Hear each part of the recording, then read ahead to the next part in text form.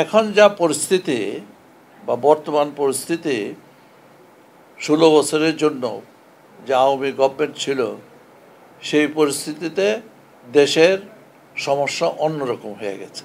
সেটা হলো একদিকে রাজনীতিক, একদিকে অর্থনৈতিক, আর একটা হলো সামাজিক। এই বিগত 15-16 বছরে বাংলাদেশের সর্বক্ষেত্রে একটা অবক্ষয় হয়েছে। রাজনৈতিক পরিবেশ ছিল না এবং সেটাকে ঠিক করতে হবে, অর্থাৎ গণতন্ত্র ফিরিয়ে আনতে হবে। এই গণতন্ত্র ফিরিয়ে আনার জন্যই এই 17-18 বছর বিএনপি চেয়ারপারসন বেগম জিয়ার উপর যে নির্যাতন হয়েছে, ভারপ্রাপ্ত চেয়ারম্যান তারেক রহমানের জীবন নির্বাসিত জীবন হয়েছে, তার মধ্য দিয়েও আভ্যন্তরীণভাবে দেশে বিএনপি নেতা কর্মীরা বা বিএনপি যে আন্দোলন চালিয়েছে সেই আন্দোলন সম্বন্ধে আপনারা অবগত আছেন। লক্ষ লক্ষ মামলা, হাজার হাজার লোক জেল এবং অনেকে মৃত্যুবরণ করেছে। ওই পরিবেশে বর্তমান রাজনীতিটা অন্যরকম, উন্নয়নটা অন্যরকম। কারণ আপনাদের সাংবাদিকরাই জানেন এবং আপনাদের মাধ্যমে আমরা জানতে পারি যে বাংলাদেশে একটা একান্নত্ব সরকার প্রতিষ্ঠিত হয়েছিল, যার ফলে বাংলাদেশের সকল প্রতিষ্ঠান ধ্বংস হয়ে গেছে। সকল প্রতিষ্ঠান বলতে আমি বলছি রাজনৈতিক প্রতিষ্ঠান, আমলাতন্ত্র, বিচার ব্যবস্থা, সব কিছু ধ্বংস হয়ে গেছে। এখন আপনারা বলতে পারেন যে ধ্বংস তো হয় না। ধ্বংস বলতে আমি এটা মিন করছি যে যেসব নিয়মতান্ত্রিক উপায়ে মানুষ চলাফেরা করবে সেটা ছিল না, এবং সর্বক্ষেত্রে দুর্নীতি হয়ে গেছে, সর্বক্ষেত্রে।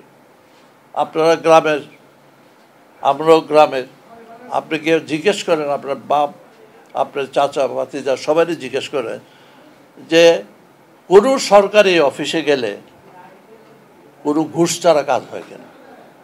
কম বেশি। তাইলে এই পরিস্থিতিতে মানুষ অসহায়, কিন্তু উপায় নাই। একটা লোকে জমি বিক্রি করবে, ইচ্ছা করে তো করে না, তার একটা পরিস্থিতি হয়েছে যার জন্য করে, কিন্তু সেটার জন্য যেমন ঘুরতে হবে তেমনি আবার পয়সাও দিতে হবে, সাব রেজিস্ট্রার অফিস বা যাই হোক। তেমনি ডেইলি বেসিসে মানুষের যেতে হয় পুলিশের সাহায্য নিতে। কী অবস্থা আপনারা বলেন? কারো কাছে তো হিসাব দিতে হয় না, আমলাতন্ত্র হিসাব নাই, অ্যাকাউন্টেবিলিটি যেটা জবাব দিতে হয় সে তো জবাব নাই এখন। সেই পরিস্থিতিতে উন্নয়নও এইরকমই হয়েছে। আমি আমার কলিগদের বলি যে রাজনীতি তো পেশা না, রাজনীতি ব্যবসা না, রাজনীতি হলো সেবা। সেবাব্রত নাই বলেই তো 16 বছরে আজকে আপনারা হিসাব নিচ্ছেন কোন এমপি কত করেছে। যদি এমপিরা ভালো হতো তাহলে তো দুর্নীতিতে এটা হতো না। উপর থেকে ঠিক না তাহলে নিচে হবে নাকি? আপনারা যার গ্রাম দেশে বা আমার এলাকায় বলছি, আসবো আমি আমার এলাকায়, যে 15 বছর 20 বছর বা 16 বছর আগে এই উন্নয়ন করে গেছিলাম, ধরেন রাস্তাঘাট, এই তো মানুষ যেটা ব্যবহার করে সেই রাস্তাঘাট আছে? নাই। কেন নাই? কেন ব্যবস্থা নাই? 16 বছরে কি টাকা পয়সা যায় নাই উপজেলাতে? আপনি যদি হিসাব করে দেখেন প্রত্যেক বছর উপজেলাতে সরকারি ব্যয় কমসে কম থেকে 30 কোটি টাকা হয়েছে প্রত্যেক বছর এক একটা উপজেলাতে, আরও বেশি। এটা যখন কেউ সার্ভে করবে, রিসার্চ করবে, তখন ধরা পড়বে, বা সরকার গেলে ধরা পড়বে প্রত্যেক উপজেলায় কত টাকা গেছে। সেই টাকা শুধু এলজিডি না, রাস্তাঘাট না, স্কুল, কলেজ, মাদ্রাসা, মসজিদ, যত রকম আছে। তাহলে 15 বছর কয়শো কোটি টাকা গেছে। তাহলে মানুষ কি দেখছে কয়শো টাকার উন্নতি?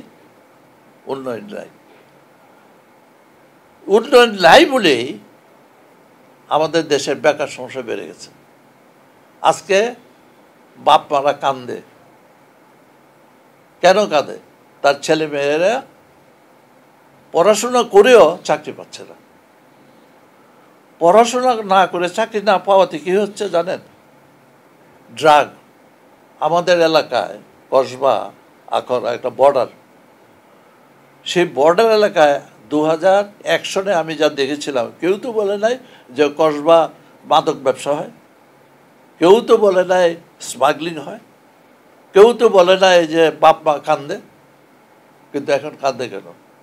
বিকালবেলা হইলে আমাদের টাইমে আজান পড়ছে, বাড়িতে চলে যেতাম, গিয়ে বাপ মা পড়াশোনা ওই দেরি হলো কেন পড়ো। তার মানে এখন তো যায় না ছেলেমেয়েরা, কোথায় বসে?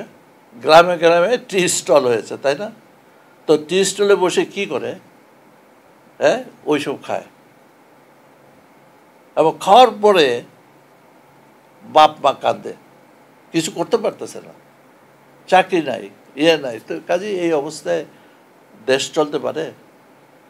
কাজে অনেকে বলে, আমাদের অনেকের মধ্যে আছে না হয়তো এটা চিন্তাধারা, এটাই তো মুক্ত আলোচনা, যে এইসব পলিটিশিয়ানরা হবে না, এইটাই ভালো, ডক্টর ইউনূসই ভালো, বলে না? কিন্তু ডক্টর ইউনূসই সারা জীবন থাকবে? কাজে there is no alternative to politics. আজকে হোক, কালকে 20 বছর, 100 বছর পলিটিক্স আসতেই হবে।